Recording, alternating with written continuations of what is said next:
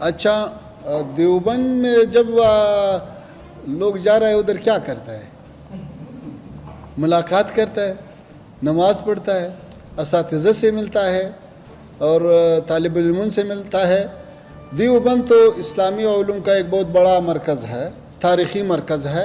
دیوبند کا اکابرین علماء اور افغانستان کے علماء کے درمیان بہت دیرینہ تعلقات ہے، اور یہی مسلک والے لوگ علماء افغانستان میں بھی ہے، اور دیوبند کو ہم ایک علمی اور ایک روحانی مرکز سمجھتا ہے۔ تو ہم یہ چاہتا ہے کہ وہاں پہ اساتذہ اور طلباء کے ساتھ ملاقات ہو جائے، اور یہ جو دیرینہ تعلقات ہے وہ پھر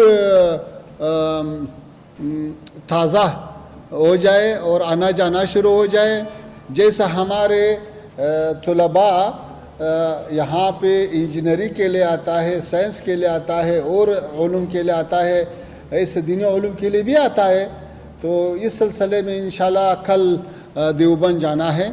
اور یہ جو آپ نے دوسرا سوال کیا، یہ اس سے پوچھو جو یہ بات اٹھاتا ہے۔